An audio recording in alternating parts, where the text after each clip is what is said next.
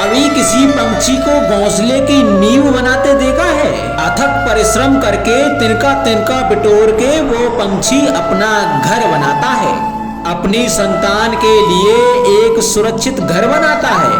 और कहीं से तीव्र आंधी आती है, बारिश आती है और उसका घर तिनका तिनका करके बिखर जाता है। फिर वो पंछी रोता नहीं, ना ही विलाप करता है। वो बिना विलंब करे फिर से अपना घोंसला बनाना प्रारंभ कर देता है और सफलता पाता है। फिर हम क्यों छोटी छोटी असफलता से भयभीत होकर परिश्रम करना छोड़ देते हैं? एक बात सदा स्मरण रखना, हर वृक्ष कुल्हाड़ी की एक मार से नीचे नहीं गिरता, हर चट्टान घन के एक प्रहार से नहीं टूटती। सफलता पाने के लिए अनावृत परिश्रम करना मात्र एक मार्ग है। स्वीकरण, सत्य का स्वीकरण मनुष्य के लिए बहुत ही महत्वपूर्ण है। जब तक मनुष्य सत्य को स्वीकार नहीं करता, तब तक उसे असत्य से लड़ने की शक्ति प्राप्त नहीं होती। जब आप भोजन करते हैं तो क्या होता है? आपका पेट स्वीकारता है कि वो भर चुका है और आप भोजन करना बंद कर देते हैं। जब आपको निद्रा आती है तो क्या होता है? आपका मन स्वीकारता है कि आपका शरीर थक चुका है और उसे विश्राम की आवश्यकता है। उसी प्रकार जब आपको किसी व्यसंग को रोकना हो तो आपको स्वीकारना होता है कि बहुत हो चुका। चाहे वो लालच हो या मदिरा पान, उस व्यसंग का त्यागना तभी प्रारंभ होता है जब आप यह स्वीकार कर लेते हैं कि आप उस व्यसंग के बंधन हैं। मनुष्य के जीवन में संतान का बहुत महत्व है। उस संतान के लिए वो कितने कष्ट सहता है, उसे पालता है, पोषता है, और यदि यही संतान उसके संताप का कारण बन जाए तो क्या ये उसका दोष है? अधिकतर ये दोष हमारे लालन पालन का होता है। बचपन में बालक के हट को मानकर हमें आनंद की अनुभूति अवश्य होती है, परंतु धीरे धीरे अपने बालक के हट को मानकर उसके हट के दास हो जाते हैं। एक हड्डी उद्दंड और असंस्कारी संतान उस सूखे वृक्ष के समान होती है कि यदि उसमें आग लग जाए तो वो सारे वन को भस्म कर डालती है। और स्मरण रहे, जब उसमें अग्नि लगती है तो वह सबसे पहले स्वयं के घर को ही भस्म करती है। इसलिए जब आवश्यकता हो तो अपनी संतान के हट का विरोध करें, उसे रोकें, क्योंकि समय रहते ऐसा ना किया गया तो भविष्य में इस समस्या के परिणाम गंभीर हो सकते हैं। प्रतिज्ञा, वचन, ये सब मनुष्य ने समाज को सही दिशा में रखने के लिए बनाए हैं। वो मनुष्य ही क्या जिसके जीवन में नियम ही ना हो, जिनका वो पालन ना करे, परंतु समय के साथ चलने के लिए नियमों को भी बदलना आवश्यक होता है, क्योंकि ये आज का समय ही तो है जो बीत जाने के बाद इतिहास बन जाएगा। यदि आवश्यकता पड़ने पर नियम और प्रतिज्ञा भंग न की जाए, समय की मांग के प्रतिरूप अपनी प्रतिक्रिया न बदली जाए, तो इतिहास हमें कभी क्षमा नहीं करेगा।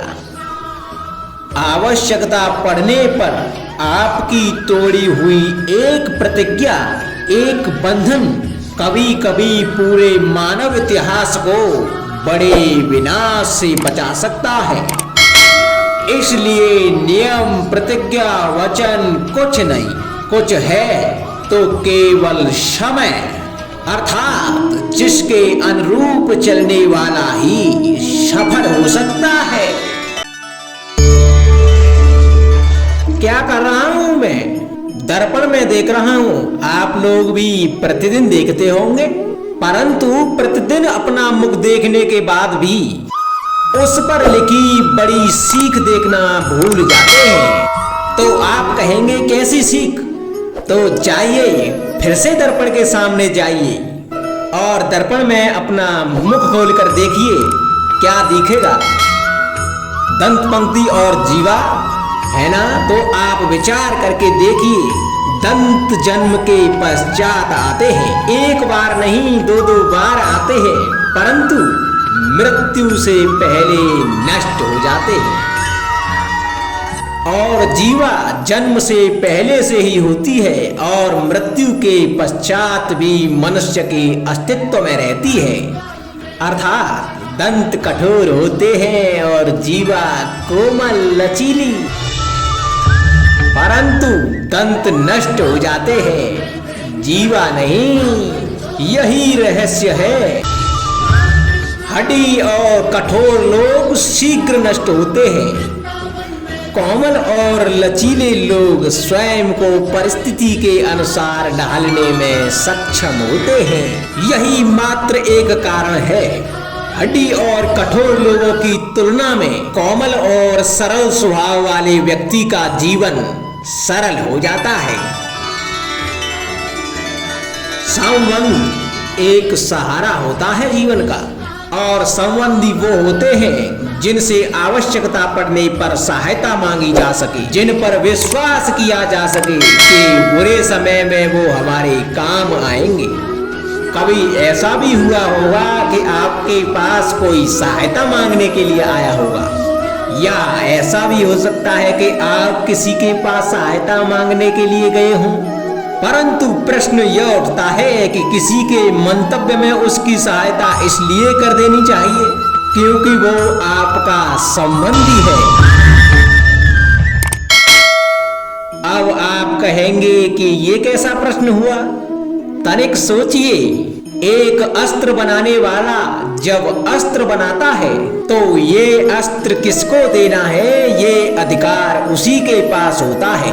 वो चाहे तो ये अस्त्र किसी को भी दे सकता है, वो एक सैनिक को भी दे सकता है या एक डाकू को भी, और यही अस्त्र दो भिन्न काम कर सकते हैं। यदि डाकू के हाथ में आ गए तो वह इनका भय दिखाकर लोगों को लूटेगा, निरपराधों का रक्त बहाएगा। अर्थात सहायता करने वाले की भी अवस्था कुछ ऐसी ही होती है। इसलिए किसी की सहायता करने से पूर्व ये विचार कर लेना आवश्यक है कि किसे क्या, कब और कितनी सहायता देनी चाहिए कि उसका दुरुपयोग ना हो। यदि आपकी सहायता से कोई अधर्म हुआ तो उसके उत्तरदायी आप ही होंगे।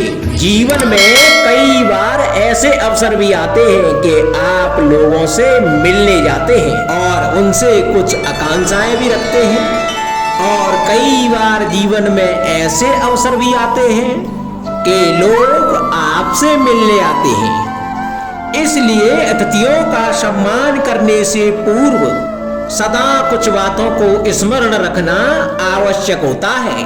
यदि कोई आपसे मिलने आ सकता है तो उसके 3 कारण हो सकते हैं। पहला कारण होता है भाव, दूसरा अभाव और तीसरा प्रभाव। तो जैसा अतिथि उसको वैसा ही सम्मान दें। यदि आपके पास कोई भाव से आया तो उसे केवल आपका प्रेम चाहिए, आपका सानिध्य चाहिए, और यदि कोई अभाव में आया तो उसकी उतनी सहायता अवश्य करें कि जितनी आप करने में सक्षम हो, परंतु उतनी भी ना करें कि वो आपकी सहायता का दुरुपयोग कर बैठे। और यदि कोई प्रभाव में आया तो स्वयं पर अभिमान ना करें, क्योंकि जीवन में कभी ना कभी आप भी भाव अभाव प्रभाव के चक्रव्यूह में फंस सकते हैं।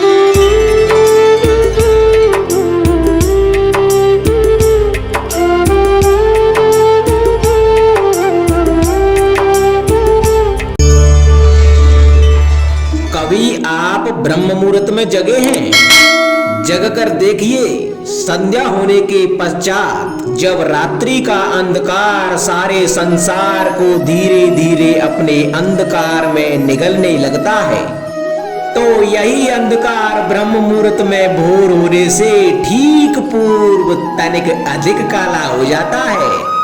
कुछ समझे, हमारा जीवन भी कुछ ऐसा ही होता है। जब हमारे जीवन की समस्याएं कठिनाई अपने अंत पर होती हैं, तो यही समस्याएं कठिनाई एक भीषण रूप लेकर हमारे समक्ष खड़ी हो जाती हैं।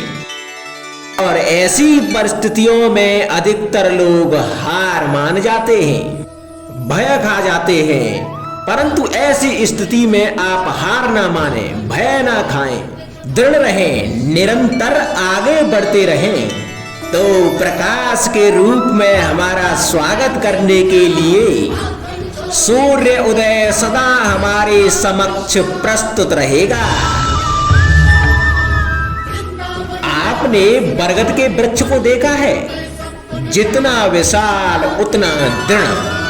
पतझड़ में वो सूख जाते हैं, परंतु दुर्बल नहीं होते, टूटकर गिरते नहीं।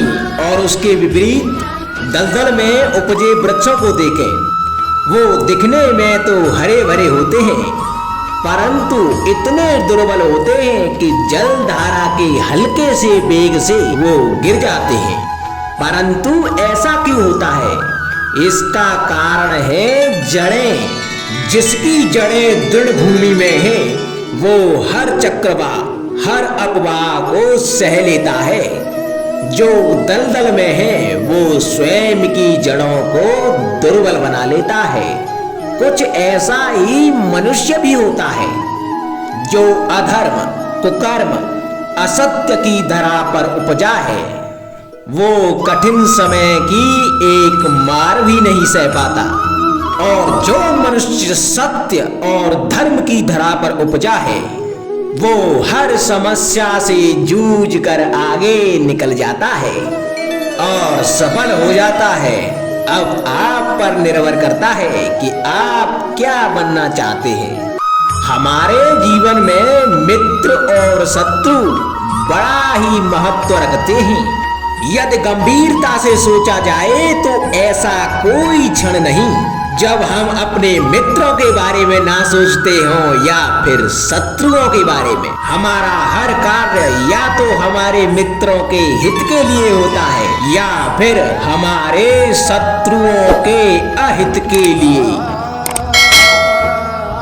हम हर स्थान या तो अपने मित्रों के साथ होते हैं या फिर अपने शत्रुओं के साथ। कोई नहीं चाहता कि उनका शत्रु प्रसन्न रहे। संसार में हर कोई अपने शत्रु को नष्ट कर देना चाहता है और ऐसा करने के लिए वो हर संभव प्रयास करता है। उसे आर्थिक, मानसिक और शारीरिक हानि पहुंचाने का प्रयास करता है। और यदि मैं आपको आज ऐसा मंत्र सिखाऊं जिससे आप अपने शत्रु को सदा के लिए नष्ट कर दे तो, और वो मंत्र है शत्रु को मित्र बनाना। अपने सभी शत्रुओं को अपना मित्र बना लीजिए और आपके सारे शत्रु स्वतः ही समाप्त हो जाएंगे। राधे राधे।